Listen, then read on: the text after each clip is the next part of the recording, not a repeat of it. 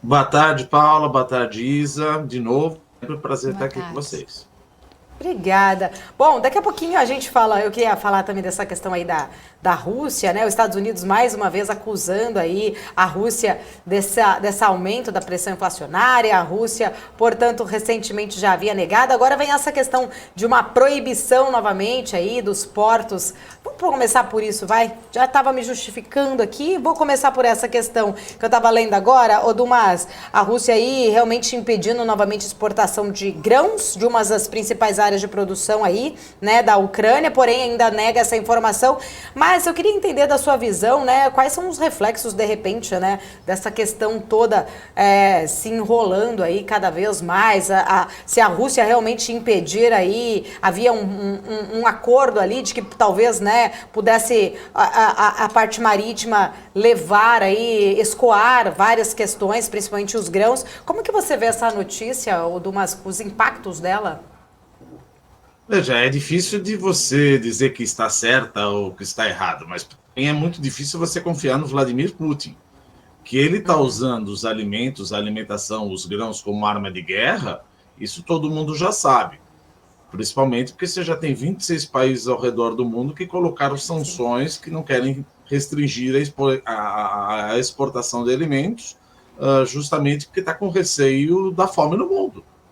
E a Rússia, juntamente com a Ucrânia, eles são responsáveis por 400 milhões de consumidores de alimento. Então, inclusive, você tocou num ponto interessante, porque você pegar o Commodity Research Bureau de Food, que é alimento, e metálica, você vê que, olha, a recessão, aquela coisa, o negócio começa a cair. Mas aqui começa, já é um prognóstico. Eu acho difícil falar que o CRB, a commodity de agronegócio, food, vai continuar caindo, justamente porque, como a gente sempre vem falando no canal, que a guerra da Rússia e da Ucrânia vai continuar por um bom tempo. Se a guerra da Rússia vai continuar por um bom tempo, eles são responsáveis, mais ou menos, vou chutar aqui, eu não lembro muito bem o número, 28% do trigo, 16% da soja, 75% da cevada, responsável por 15% de toda a caloria consumida no mundo, atende mais de 50 países, etc. Está faltando alimento, você está com uma crise de abastecimento de alimentos, você está com uma crise inflacionária. Como é que o preço da commodity, ou seja, o CRB, por causa da recessão dos Estados Unidos, claro que a gente sabe que uma recessão nos Estados Unidos acaba batendo. Então, eu acho que o preço de commodity deve voltar a subir novamente.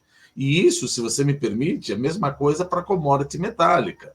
Ou seja, esse ano está fazendo, vai ser pela terceira vez, né, a eleição, com várias aspas, do Xi Jinping, e ele não vai querer ter um crescimento pífio de 1%, por causa do lockdown que ele impôs por causa do Covid-0. Então, ele implementou um programa de 120 bilhões de dólares para infraestrutura. Ora, a infraestrutura vai o quê? A infraestrutura vai aço, a infraestrutura vai minério de ferro. 120 bilhões de dólares, a gente fala, mas é muita grana, dá mais de 600 bilhões de reais aí. Ele está colocando justamente para a infraestrutura para garantir um crescimento econômico. Então, eu não estou tão bearish em relação às commodities como o mercado está abrindo aí. Olha, o commodity está caindo, o commodity está caindo, principalmente em relação ao alimento. E outra, a China também está mudando o modelo de crescimento econômico dela para voltar para mais consumo.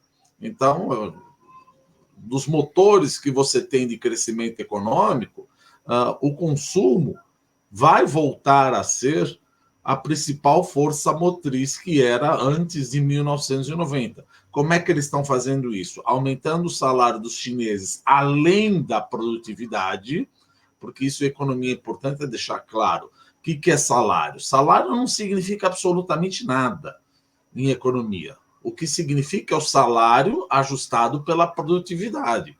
Então, tem gente que ganha um salário muito alto, mas a produtividade é mais alta, então o salário, ou seja, o custo unitário do trabalho é menor. Por exemplo, tem um economista que diz sempre é isso, há um paralelo.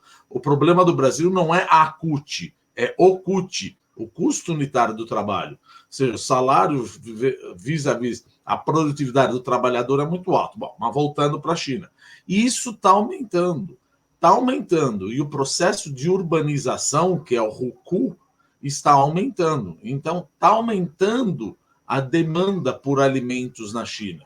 Então, você tem um fator conjuntural, que é a guerra, e você tem um fator estrutural, que é a China. Então, essa demanda por alimentos deve continuar. Agora, indo na tua pergunta, que eu já divaguei bastante, né?